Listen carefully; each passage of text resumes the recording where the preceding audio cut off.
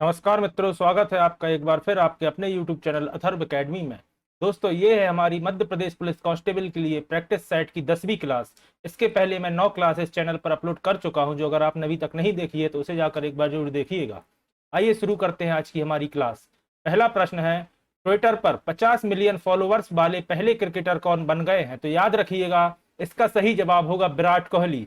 विराट कोहली ऐसे क्रिकेटर बन गए हैं जिनके ट्विटर पर 50 मिलियन फॉलोअर्स कंप्लीट हो चुके हैं। अगला प्रश्न है, भारत का पहला वानिकी विश्वविद्यालय कहां पर स्थापित होगा? तो याद रखिएगा, भारत का पहला वानिकी विश्वविद्यालय तेलंगाना राज्य में स्थापित होगा। ऑप्शन नंबर ए इसका सही जवाब है। अगला प्रश्न है, भारत का पहला डुगोंग संरक्षण रिजर्व किस राज्य में स्थापित किया गया है? तो इसका सही जवाब होगा ऑप्शन नंबर सी, तमिलनाडु राज्य में डुगोंग संरक्षण रिजर्व स्थापित किया गया है। अगला प्रश्न है, मोटो जीपी वर्ल्ड चैंपियनशिप रेस की मेजबानी कौन करेगा? इसका सही जवाब है ऑप्शन नंबर बी, मोटो जीपी वर्ल्ड चैंपियनशिप रेस की मेजबानी भारत करने जा रहा है। अगला प्रश्न है, भारत में सोलर फार्म स्थापित करने वाली पहली ई कॉमर्स कंपनी कौन सी है? तो याद रखिएगा, अमेजॉन कंपनी ने भारत में पहला सोलर फार्म स्थापित किया है। अगला प्रश्न है, अस्ताना किस देश की नई राजधानी बन गई है? तो याद रखिएगा, अस्ताना कजाकिस्तान की नई राजधानी बन गई है। ऑप्शन नंबर बी इसका सही जवाब होगा। अगला प्रश्न है, कौन सा संगठन तेजस मार्क 2 फाइटर जेट बनाता है? तो याद रखिएगा, इसका सही जवाब है हेल, HAL, और इसका पूर्ण रूप होता है हिंदुस्तान एरोनॉटिकल लिमिटेड। अगला प्रश्न है, किस भारतीय राज्य या केंद्र शासित प्रदेश ने देश का पहला वर्चुअल स्कूल लॉन्च किया है? तो दोस्तों याद रखिएगा, नई दिल्ली ने देश का पहला वर्चुअल स्कूल लॉन्च किया है। ऑप्शन नंबर डी इसका सही जवाब होगा। अगला प्रश्न है, भारत में पहला हर घर जल प्रमाणित राज्य कौन सा है?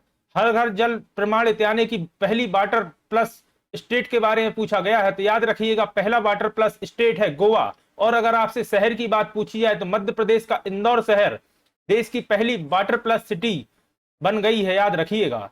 अगला प्रश्न है, मोदी जी के जीवन पर आधारित पुस्तक मोदी एक प्रेरक कथा का विमोचन किस राजनेता द्वारा किया गया है? तो याद रखिएगा, इस पुस्तक का विमोचन केंद्रीय मंत्री प्रहलाद पटेल द्वारा किया गया है। ऑप्शन नंबर बी इसका सही जवाब होगा।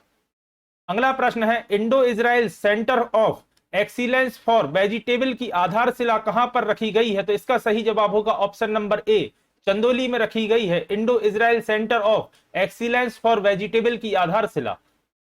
अगला प्रश्न है, 170 कैरेट का दुर्लभ गुलाबी हीरा कहां पर खोजा गया है? तो याद रखिएगा, 170 कैरेट का गुलाबी हीरा अंगोला में खोजा गया है। ऑप्शन नंबर सी इसका सही जवाब है। अगला प्रश्न है, कॉमनवेल्थ गेम्स 2022 में भारत के लिए पहला गोल्ड मेडल किसने जीता था? तो याद रखिएगा, भारत के लिए पहला गोल्ड मेडल मीराबाई चानू द्वारा जीता गया था कॉमनवेल्थ गेम्स 2022 में। अगला प्रश्न है, मोदी जी ने कहां पर भारत का पहला अंतरराष्ट्रीय बुलियन एक्सचेंज लॉन्च किया है? तो याद रखिएगा, मोदी जी द्वारा भारत का पहला इंटरनेशनल बुलियन एक्सचेंज गुजरात में स्थापित किया गया है। अगला प्रश्न है, कारगिल सेक्टर में द्रास में .5140 को क्या नाम दिया गया है? तो याद रखिएगा, इसे गन हिल नाम दिया गया है .5140 के लिए। अगला प्रश्न है, किस राज्य सरकार ने आंगनबाड़ी बच्चों के लिए अंडा और दूध योजना शुरू की है? तो याद रखिएगा, हाल ही में केरल सरकार द्वारा आंगनबाड़ी बच्चों के लिए अंडा और दूध योजना शुरू की गई है। अगला प्रश्न है, केंद्रीय सतर्कता आयुक्त किसे नियुक्त किया गया है? तो याद रखिएगा, सुरेश पटेल या सुरेश एन पटेल इनका पूर्ण नाम है।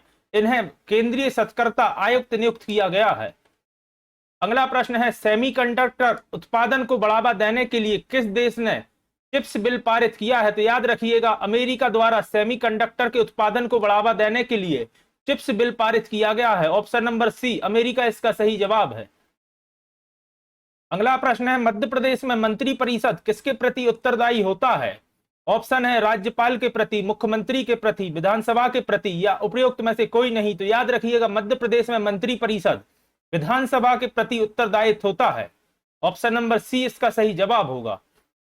अगला प्रश्न है, किस नदी पर विद्युत उत्पादन के लिए 3 बांध बने हैं तथा उनके पानी को बैराज द्वारा राजस्थान और मध्य प्रदेश में सिंचाई के लिए उपयोग किया जाता है? तो याद रखिएगा, इसका सही जवाब होगा चंबल नदी। चंबल नदी पर 3 बांध बने हैं, गांधी सागर बांध, राणा प्रताप सागर बांध एवं जवाहर सागर बांध और चंबल नदी मध्य प्रदेश, राजस्थान एवं उत्तर प्रदेश 3 राज्यों में बहती है और इसका पानी बैराज द्वारा राजस्थान और मध्य प्रदेश में सिंचाई के लिए प्रयोग किया जाता है, याद रखिएगा। अगला प्रश्न है, भारत में बाहरी आक्रमण अथवा सशस्त्र विद्रोह के कारण भारत के राष्ट्रपति द्वारा राष्ट्रीय आपातकाल की घोषणा किस अनुच्छेद के अंतर्गत की जाती है? तो याद रखिएगा, अनुच्छेद 352 के अंतर्गत भारत में बाहरी आक्रमण अथवा सशस्त्र विद्रोह के कारण भारत के राष्ट्रपति राष्ट्रीय आपातकाल की घोषणा करते हैं। साथ ही याद रखिएगा, अनुच्छेद 356 का संबंध राज्य आपातकाल से है, अनुच्छेद 360 का संबंध वित्तीय आपातकाल से है, याद रखिएगा। और अनुच्छेद 368 आप सभी जानते होंगे, संविधान संशोधन से संबंधित अनुच्छेद है। अगला प्रश्न है, मार्क्स के अनुसार मूल्य का स्रोत क्या है? तो याद रखिएगा, मार्क्स के अनुसार मूल्य का स्रोत होता है श्रम। ऑप्शन नंबर सी इसका सही जवाब है। अगला प्रश्न है, वल्लभ भाई पटेल को सरदार की पदवी किसने दी थी? तो याद रखिएगा, बरदौली आंदोलन के दौरान बरदौली की महिलाओं ने सरदार वल्लभ भाई पटेल को सरदार की उपाधि दी थी। और याद रखिएगा, बरदौली सत्याग्रह या बरदौली आंदोलन वर्ष 1928 में हुआ था, याद रखिएगा। अगला प्रश्न है, भारतीय संविधान में नागरिकता के प्रावधान कब लागू हुए? तो याद रखिएगा, 1950 में भारतीय संविधान में नागरिकता के प्रावधान लागू हुए थे। अगला प्रश्न है, अधिकतम सामाजिक लाभ का सिद्धांत किसका बुनियादी सिद्धांत है? तो याद रखिएगा, यह राजकोषीय अर्थशास्त्र का सिद्धांत है, अधिकतम सामाजिक लाभ। अगला प्रश्न है, निम्नलिखित में से कौन सी पंचवर्षीय योजना का वर्ष सही नहीं है? पहला दोस्तों, आप सभी जानते हैं, वर्ष 1951 से 1956 तक थी। दूसरी 1956 से 1961, तीसरी 1961 से 1966 और याद रखिएगा चौथी पंचवर्षीय योजना 1969 से 1974 तक लागू थी और इसका सही जवाब होगा 1966 से 71। यह योजना अवकाश के रूप में जाना जाता है, यह समय 1966 से 1971। अगला प्रश्न है, मनुष्य की ध्वनि की सामान्य एवं अधिकतम सही श्रृंखला कितनी होती है? तो याद रखिएगा, 60 से 80 डेसिबल होती है मनुष्य की ध्वनि की सामान्य एवं अधिकतम सही श्रृंखला। अगला प्रश्न है, आर्थिक सिद्धांत क्या है? तो याद रखिएगा, आर्थिक सिद्धांत है प्रस्थापना। ऑप्शन नंबर बी इसका सही जवाब होगा। अगला प्रश्न है, भारतीय विशेष आर्थिक क्षेत्र निगम संशोधन किस वर्ष हुआ था? तो याद रखिएगा, वर्ष 2006 में भारतीय विशेष आर्थिक क्षेत्र निगम संशोधन हुआ था। अगला प्रश्न है, औरंगजेब की मृत्यु कहां हुई थी? तो याद रखिएगा, औरंगजेब जो कि 6वां मुगल बादशाह था और इसकी मृत्यु 3 मार्च 1707 में अहमदनगर में हुई थी। ऑप्शन नंबर सी इसका सही जवाब है। और अगर आपसे पूछा जाए कि औरंगजेब का मकबरा कहां स्थित है, तो याद रखिएगा, औरंगाबाद महाराष्ट्र में औरंगजेब का मकबरा स्थित है। अगला प्रश्न है, दूसरी भारत अफ्रीकी फोरम समिट 2011 कहां आयोजित हुई थी?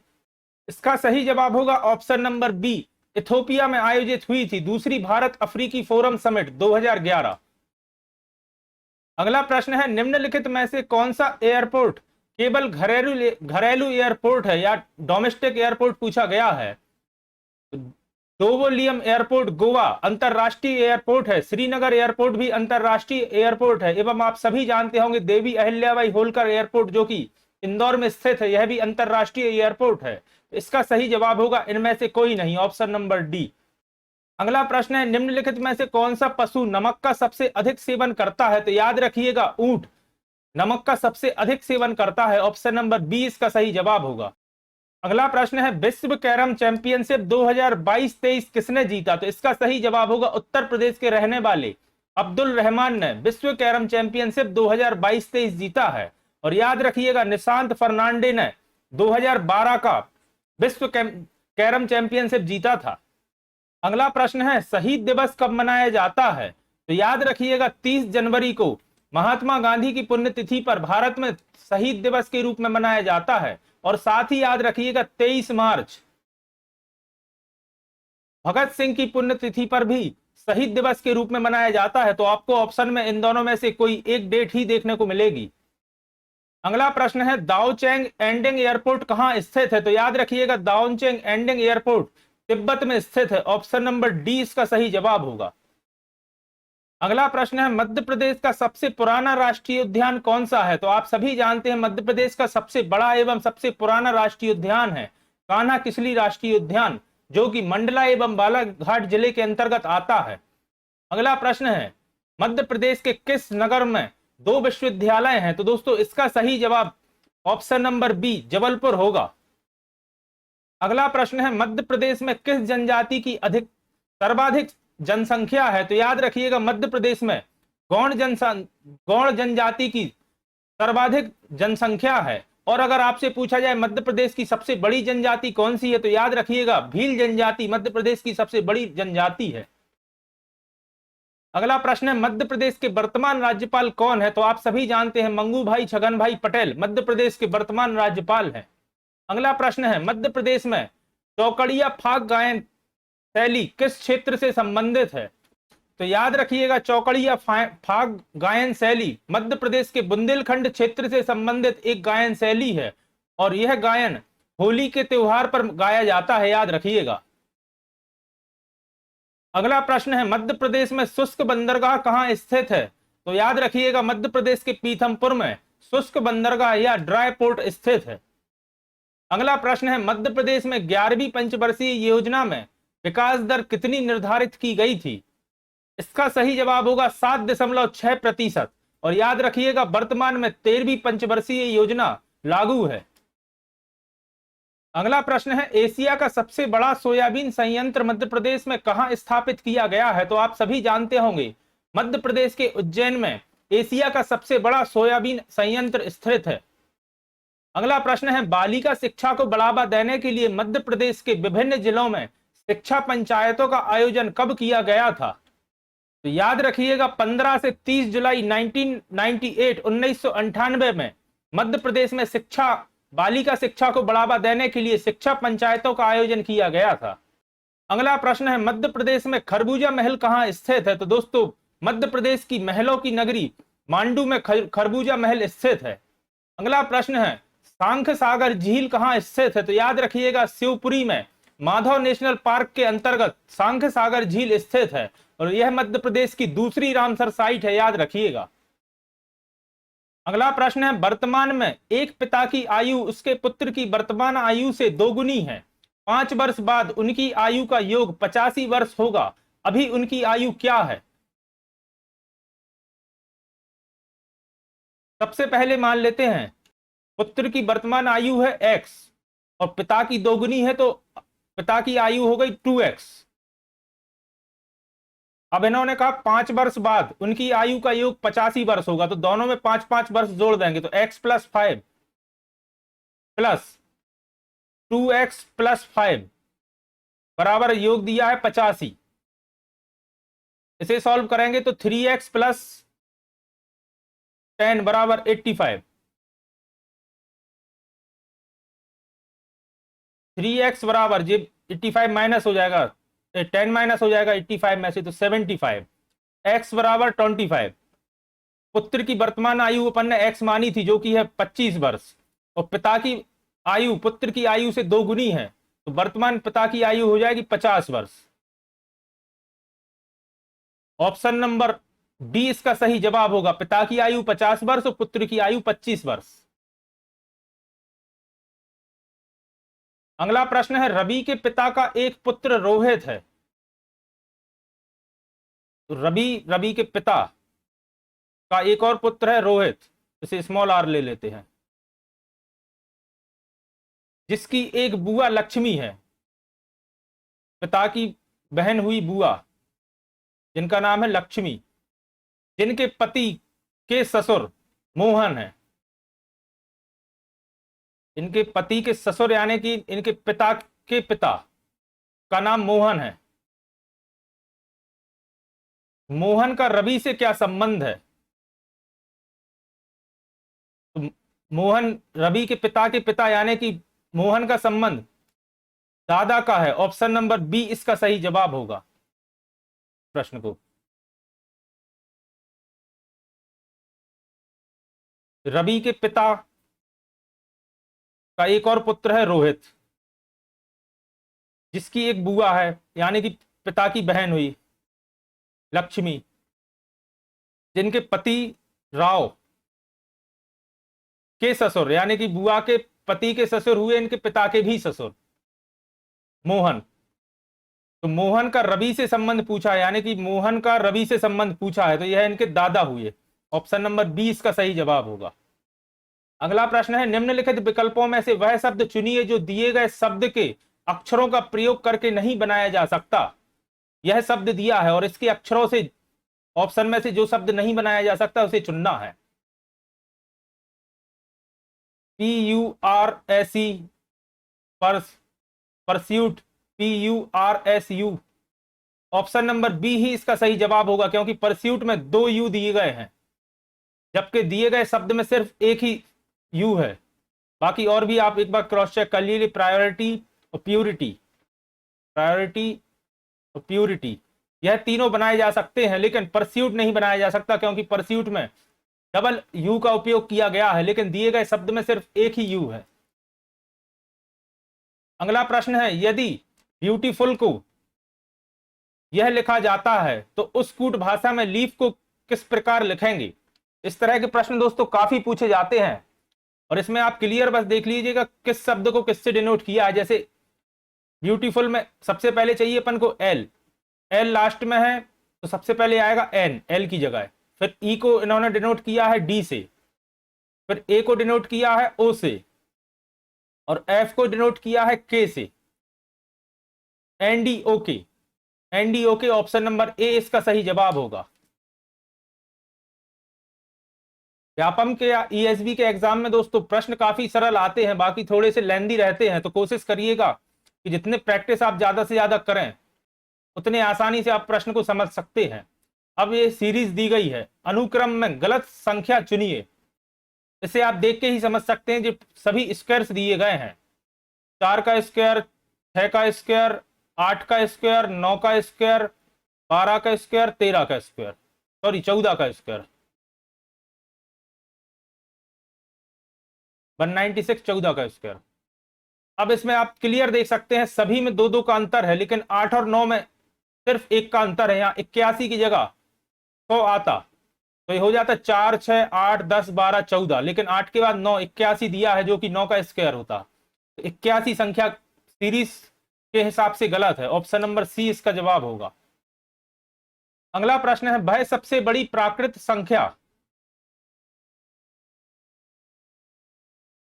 जिससे 50 तथा 60 को भाग देने पर शेषफल क्रमशः 8 तथा 4 प्राप्त होता है। तो सबसे पहले तो शेषफल इनमें से घटा देंगे तो वह संख्या मिल जाएगी। क्रमशः बोला है तो 50 माइनस 8 और एक आएगा 60 माइनस 4।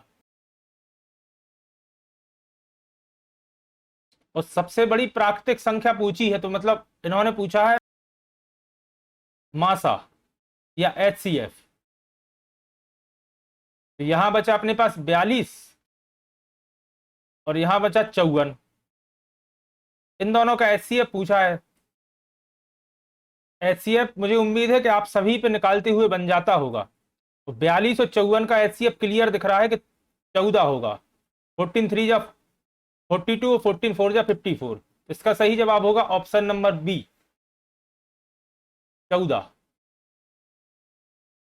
अगला प्रश्न दिया है, यदि x प्लस 1 बहुपद, ये इक्वेशन दी है, का गुणनखंड है तो c बराबर क्या होगा।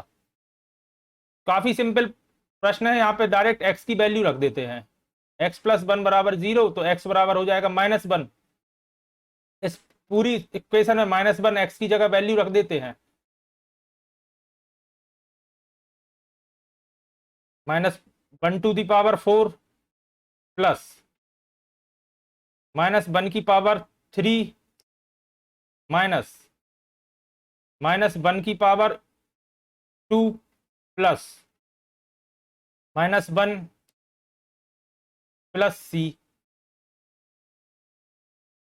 क्वेश्चन में सी की वैल्यू पूछी गई है तो ये हो जाएगा 1, यहाँ जी -1 है, -1 +1, सॉरी यहाँ भी माइनस आएगा, ये स्क्वायर होगा तो ये प्लस हो जाएगा और बाहर एक माइनस है तो ये भी माइनस हो जाएगा। -1 और माइनस प्लस -1 प्लस सी बराबर 0। एक से एक ये हो जाएगा -2 + सी बराबर 0। तो सी की वैल्यू आ जाएगी 2, जिस तरफ आएगा प्लस का हो जाएगा, सी की वैल्यू आ जाएगी 2।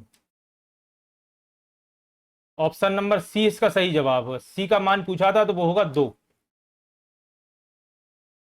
अगला प्रश्न है 12 सेंटीमीटर व्यास वाले एक शीशे के गोले से 0.5 सेंटीमीटर अर्ध व्यास वाली कितनी गोलियां बनाई जा सकती हैं? तो गोलियों की संख्या बराबर होगा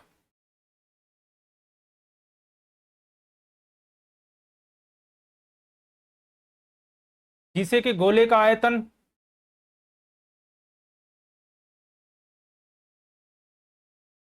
अपॉन गोलियों का आयतन।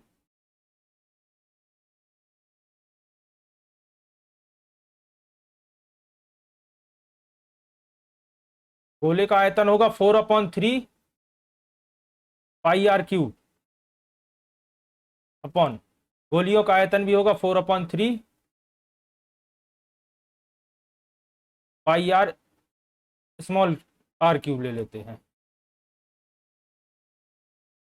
इसमें 4/3 पाई कट जाएगा, बचेगा capital R³ upon small r³। अब क्वेश्चन में अपने को दिया है 12 सेंटीमीटर व्यास, इसका रेडियस होगा 6 और 0.5 दिया है अर्ध व्यास यानी रेडियस छोटे गोले का दिया है, r³ है तो 6 × 6 × 6 अपॉन नीचे वाला दिया है 0.5 × 0.5 × 0.5। अब अगर आपको कभी इस तरह की सिचुएशन आए कि इसे सॉल्व करना है तो डिटेल में सॉल्व ना करके आप छोटी छोटी संख्या से काटने की कोशिश करिएगा। 0.5 से 6 को काटेंगे तो कटेगा 12 बार, यहाँ भी सेम 0.5 से 12 बार, 0.5 से 12 बार। 12 का क्यूब होता है 1728। ये तो हो गया क्लियर डायरेक्ट सॉल्व करने का तरीका। और अगर आपको डिटेल में करना है तो 6 × 6 × 6 यानी कि 6 का क्यूब होगा 216 और 5 × 5 × 5 0.5 तो 5 का क्यूब होगा 125.125। अब आप इसे कैंसिल करेंगे तब भी आंसर 1728 आएगा। बाकी अगर इस तरह से कभी दिया हो तो सिंगल सिंगल वैल्यूज को आप कैंसिल करिएगा तो आसानी से आ जाता है। 0.5 से 6 को काटेंगे तो 12 आएगा, 12 का क्यूब होता है 1728 और यही अपना आंसर है। कुल 1728.5 रेडियस वाली गोलियां बनेंगी अगर 12 सेंटीमीटर व्यास वाले एक शीशे के गोले से बनाई जाए तो। अगला प्रश्न है साइकिल का एक पहिया 11 किलोमीटर की दूरी तय करता है, दूरी तय करने में 5000 चक्कर लगाता है, तो पहिए का व्यास कितना होगा? तो सबसे पहले तो निकाल लेते हैं पहिए की परिधि। तो होगा 11 किलोमीटर दिया है और इसे मीटर में करेंगे तो 1000 से इंटू करेंगे तो 5000 चक्कर लगाता है, तो ये कट जाएगा 0 से 0, 11/5 मीटर, ये हो गई परिधि।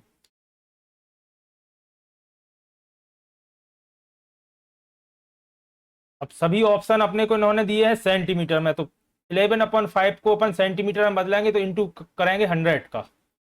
इधर कर लेते हैं 11/5 इंटू 100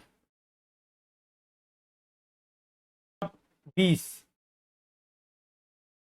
परिधि आ गई अपने पास 220। अब इन्होंने व्यास पूछा है तो होगा 2πr बराबर परिधि 220,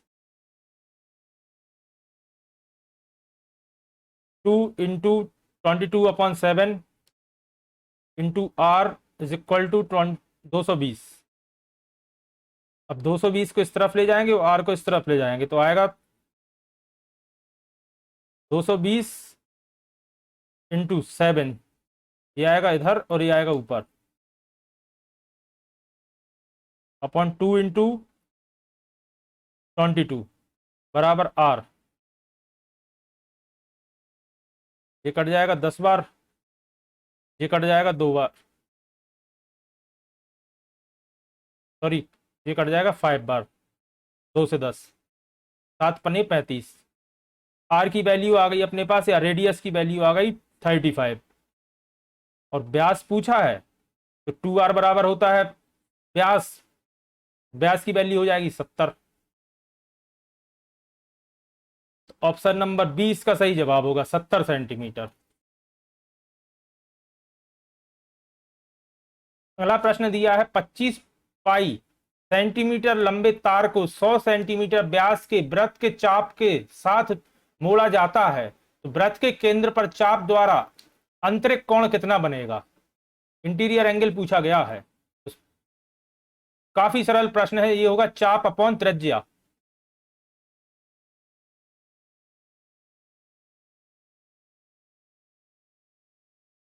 चाप दिया है अपने को 25 पाई और 100 सेंटीमीटर व्यास दिया है, तो त्रिज्या होगी 50 सेंटीमीटर। इसको कैंसिल कर देंगे, 25 बन जा, 25 टू जा, पाई अपॉन 2। आंतरिक कोण पूछा है तो उसकी यूनिट रहती रेडियस, तो पाई अपॉन 2 रेडियन इसका सही जवाब होगा ऑप्शन नंबर सी। अगला प्रश्न है किसी वस्तु को 78 रुपए में बेचने पर 4% का लाभ होता है, यदि उस वस्तु को 60 रुपए में बेचा जाए तो हानि का प्रतिशत कितना होगा। लॉस परसेंट है, हानि प्रतिशत पूछा गया है। विक्रय मूल्य तो है, सेलिंग प्राइस है अपना 78, 4% लाभ पर बेचा गया है, तो प्रॉफिट परसेंट हो गया 4%। इसका क्रय मूल्य अगर निकालेंगे कॉस्ट प्राइस तो होगा 78 अपॉन 4% लाभ होगा, लाभ लिया था तो होगा अपॉन में 104 इंटू 100। इसे कैंसिल कर लेते तो यहां आ जाएगा 25 चौको 100, यहां आ जाएगा 26,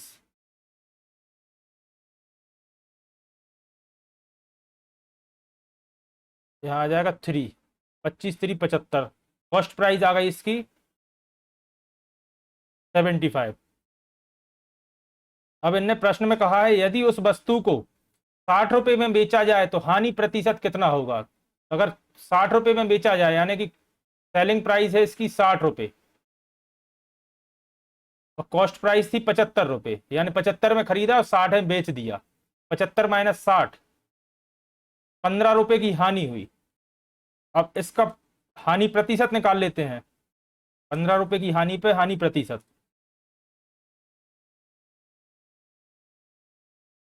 और याद रखिएगा हानि प्रतिशत हमेशा कॉस्ट प्राइस पे या क्रय मूल्य पे निकाली जाती है। 15 इंटू 100 अपन 75,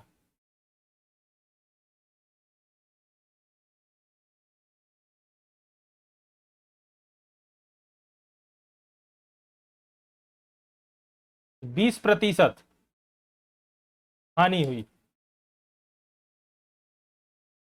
ऑप्शन नंबर डी इसका सही जवाब होगा 20%। तो दोस्तों ये थी हमारी मध्य प्रदेश पुलिस कांस्टेबल के लिए प्रैक्टिस सेट की 10वीं क्लास। आशा करता हूं आपके लिए पसंद आई होगी। इसके अलावा अगर आपने पहले की वीडियोस नहीं देखी हैं तो जाके इसके पहले की 9 वीडियोस भी जरूर देखिएगा। और इसके अलावा मैंने दोस्तों 5 बूस्टर क्लासेस भी अथर्व एकेडमी चैनल की प्लेलिस्ट में डाल रखी है, तो उन्हें भी आप एक बार जरूर देखिएगा, जिसमें मैंने वन लाइनर टाइप काफी महत्वपूर्ण प्रश्नों को डिस्कस किया है। अगर आज की वीडियो आपको पसंद आई है तो वीडियो को लाइक करें, और अगर आप चैनल पर नए हो और अभी तक आपने अथर्व एकेडमी चैनल को सब्सक्राइब नहीं किया है तो चैनल को सब्सक्राइब करें और ज्यादा से ज्यादा लोगों तक शेयर करें। धन्यवाद दोस्तों।